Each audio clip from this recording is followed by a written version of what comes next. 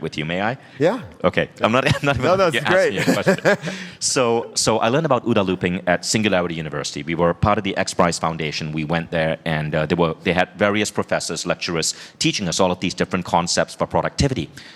And when the guy started talking about OODA looping, all the most brilliant people in the room stood up and listened. Larry Page was there, Ray Kurzweil, the VP of Technology of Google. They were all on their phones, barely paying attention. When the topic got to OODA looping, everyone was alert. I literally have a picture of OODA loop on the screen with Larry Page and Ray Kurzweil there. So what was special about this? OODA looping, OODA is a concept introduced to management theory by a US Army colonel called John Boyd. So he was an Air Force colonel. And John Boyd noticed something. The Air Force pilots that were shooting down the most enemy planes were also the top guns that were wasting the more bullets. Now, this sounds counterintuitive, right? Because if you're a top gun, we think you're going to be all Tom Cruise-like and accurate. But it turns out the guys who are more accurate were worse fighter pilots. The guys who were wasting more bullets were better fighter pilots, because in a war, what do you care about? More downed enemy planes or saving bullets?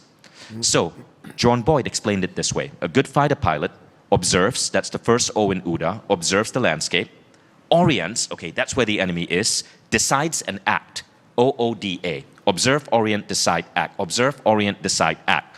Fighter pilots that were more precise, who had a higher accuracy rate, had slower observe, orient, decide, act loops. Fighter pilots that were wasting bullets were doing it very rapidly. Observe, orient, decide, act. Observe, orient, decide, act. OODA, OODA, OODA. They were doing it very rapidly, wasting so many bullets, but in the end, downing more enemy jets. Now, the same thing applies to business. The faster you can make a decision, the faster you get into the enemy's decision loop, and you out-innovate the enemy. So this is what we did. First thing I did is I took Joe's concept of these fast WhatsApps, and I told my team, listen, you guys can use email. I want everyone moving to Slack, because Slack is faster than email. Use email only if you need to send a memo or something, something long out or something legal. And I said, and by the way, I'm not even going to be in the Slack group. I don't want to micromanage. If you need me for anything, you WhatsApp me. And I respond to my team with an audio note or a voice note really rapidly.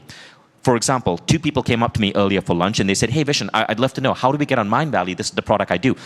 I open up my WhatsApp, I get them to record a 1-minute video, and it's going straight to 5 people in my team who are responsible for author selection. They'll follow up. My job is done. I don't schedule meetings.